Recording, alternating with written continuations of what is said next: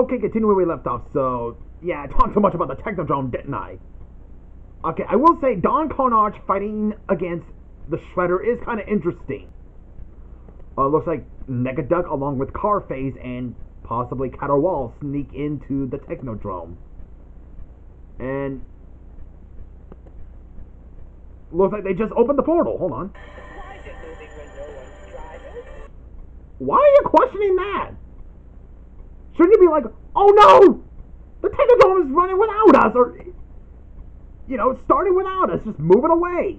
If I had a car, I'd be like, hey! Someone's in my car! Instead of just, hey, why is the car driving on its own? Like that. And hold on. Are they outside the Technodrome when they got out, when that portal started, or are they still inside? I'm just... Oh, now you start that reaction. Hold on. So now Caterwall, Carface, and Negaduck. Let me try this again. Negaduck, Caterwall, and Carface are now stuck in the Technodrome and are trapped in Dimension X now. Hold on. No Technodrome, no Rock Warriors. The Rock Warriors are those that work for Crane. No foot soldiers. That episode, I believe that was on season 8 until we got into like season 9 and 10 with had Lord Dreg in it. After seeing Teenage Mutant Ninja Turtles, the 87 version, that's where I get to know where it's from that episode. I think it was on the final episode of season 8 until we go into season 9 and 10. Okay, now we go into my favorite part, the CGI realm. And now we go into like the CGI universe. The next fight is Brag versus Pitch Black. Oh, 3 fights made by GA villain. So Syndrome, who is one of Pitch Black's allies that is part of his council, is getting tired of working for Pitch Black because it's ruining his business, as it possibly says. Growing increasingly frustrated with Pitch Black's fiscal policy hurting his business. Really? And so Syndrome and his top scientist, Ansem, Ansem the Seeker of Darkness all of a sudden becoming a scientist for Syndrome? Okay. Shouldn't that be the other way around? Wouldn't Ansem be in charge? I'm just saying. And so they hired the top assassin, Brag. Hey, that's one of the Radiant Garden's guards. Before he becomes Zigbar. I love the use of the Kingdom Hearts music and using Kingdom Hearts villains in there. Interesting that it's now Castle Oblivion that Pitch Black's ruling over. Shows up and... You sure you want to take on Pitch Black? That dude is like a really awesome boogeyman. Although, some people would say he'd be like an anti-hero, which I can kind of see that because fear often does help us from making the same mistakes or going into troubles and stuff. I can actually see that be... You know, because fear is not as appreciated that much, so I can see he'd be like an anti-hero kind of thing. But he is still one of my own time favorite villains. And, whoa!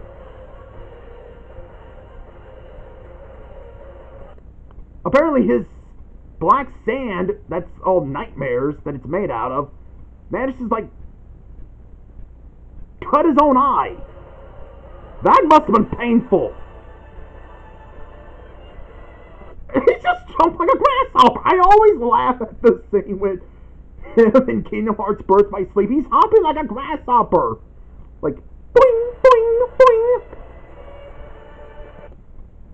So, Pitch Black wins. So, now the next fight is Demyx versus the Remnants, I think. Yeah, Remnants.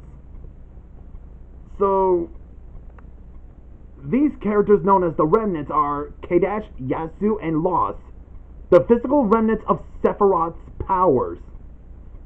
Infiltrated Syndrome's facilities under the orders of a high-paying employer to steal the mysterious box that Hordak sent over to Ansem. Really? That'd be the ghost of Rothbard inside, I get. But they run into an Organization 13 member, Demyx. You know, it's very interesting. We get a fight between Kingdom Hearts villains and Final Fantasy villains. It's basically what it is. It's like, you got the Kingdom Hearts is basically the Disney Final Fantasy. You got the Disney's Final Fantasy versus the real Final Fantasy. Let me try this. You got the Disney's Final Fantasy villains fighting against the real Final Fantasy villains. Now, I'm just saying, it's interesting. I think these guys are from Final Fantasy, the Remnant Children, or whatever it was. My brother watched that movie back when we were at my cousin's place. So I guess they're like the pieces of Sephiroth, like 3 fragments of him or something like that. And they had to gather like many kids. I'll probably leave the link to Eye of Souls review of that, and I should probably rewatch that. Just a memory refresh. I told them they were sending the wrong guy. Really?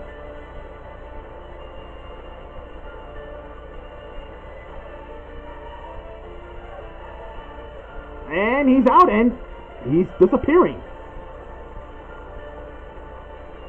And he's fading. I mean, not disappearing, but fading. The Remnants wins. And now they're getting that box that holds Rothbard's ghost. And now for the next fight is, I think it's Oogie Boogie. Yeah, Oogie Boogie and Maleficent versus Bahamut Sin. Bahamut Sin. Also a Final Fantasy villain. So, Oogie Boogie commissioned the Fairy Godmother for a new lair after his old one fell into the clutches of the other mother. Did the other mother not just took over Oogie Boogie's place, but all of Halloween Town? Poor Jack Skeleton.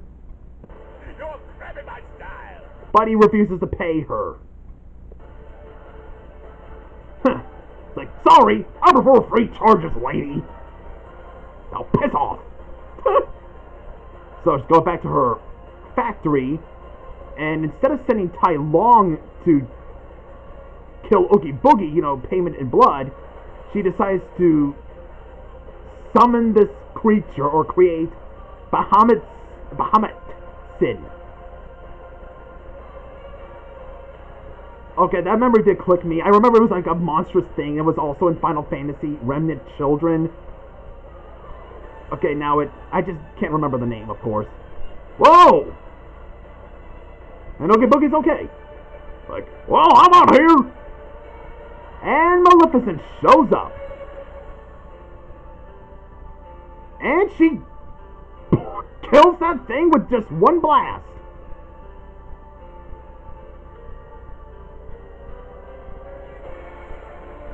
I really owe you one for this. These two know each other? Have they known each other before the third part of Disney versus non-Disney villains started? I'm just asking. Indeed you do, Oogie. So now we got a team up between Maleficent and Oogie Boogie. Which kind of makes sense since he was part of Maleficent's allies in Kingdom Hearts 1, and they did team up in Kingdom Hearts 2. And now we get to this intermission. We get this scene. Hey! You said I wouldn't get hurt. I didn't sign up to be collateral damage. Yeah, if I was him, like, being, you know, sent to assassinate the King of Nightmares himself, and then I get all injuries like this after what he would do to my eye, I'd be really ticked too. No way. That's him. You have served your purpose, but now it's over. Ansem, I never knew you were a Keyblade wielder. What I know for a fact is that in this series, Xehanort, Ansem, and Xemnas are separate characters in this series, rather than just being one and the same characters. Okay. Well, what would that mean for young Xehanort? Okay, fine. Just put that down. You still need me. You still need me to do something, right? And all I'm asking is that you hold up your end of the bargain. I like how he's just all, like, get all ticked, and then he's being threatened by the Keyblade Ansem is holding. He's like, okay, dude, just calm down. I was just kidding, okay? Hey, you still need me, right? I'm still up for it. Phew! Thank God. Yeah, I mean, what's a little scratch on my face, huh? All things considered. And then we go into back at Castle Oblivion. Yes, of course, Pitch Black is the ruler of the multi-world nation. Huh. So he calls for it in a council meeting about the whole his dealing with an assassin.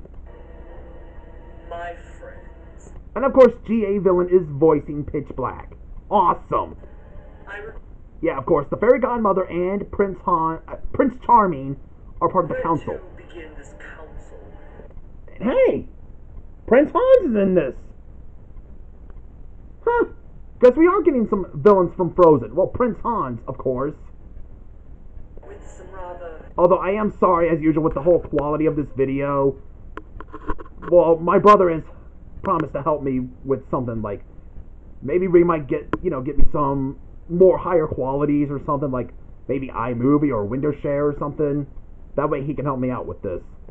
disheartening news. But it's cool we got Prince Hans in there. And Lord Shen is in this council. Interesting. Unfortunately, And Hopper? Of all the members of the Alliance, a grasshopper is in there. earlier today there was an And Frida. attempt on my Oh, the other mother is here. life. King Candy. Ah, from Wreck-It Ralph. I like that movie. I didn't care for the sequel. I just liked the first one more. Fortunately, I was able to Lord Farquaad is in there. fight off the attacker. Master Cyclonus. Though And Syndrome. I do have Okay, with that footage when he heard about the whole assassination, like, just pretending like that shocks him, like, what? Oh my God! Who would do such a thing? That's awful! have to wonder, whose payroll was he on? Who amongst you dares to defy me? Hans? Maybe you, Cyclonus? I will find you, Sentinel, and I will make your suffering everlasting. Yeesh. Always threatening, ain't ya, dude? And now we're back in the hand-drawn realm. We see Mirage and Mum-Ra. Hold on. I thought I'd grow a snout and bark before I would ever owe my life to Mum-Ra. I would have loved nothing more than to watch Virtue destroy you, but it seems we have a common enemy. So they're calling truce, huh? So instead of fighting each other, they gotta deal with Vaatu. It seems Vaatu isn't overly fond of us using his spiritual domain as a battlefield. So Vaatu is the ruler of the spirit realm. Interesting. Sicken me though it does. Our only hope of surviving this wrath is if So they're gonna team up just to beat down Vaatu. Again, where is Scar in this? He's in the spirit realm too. So I would have guessed Scar would have teamed up with Mirage and Mum-Ra to deal with him also, since, well, he's probably got magic when he's in the spirit realm. That's my guess. So I would have guessed Scar and Mum-Ra would also completely call truce, just so they can deal with Vaatu. I'm just saying.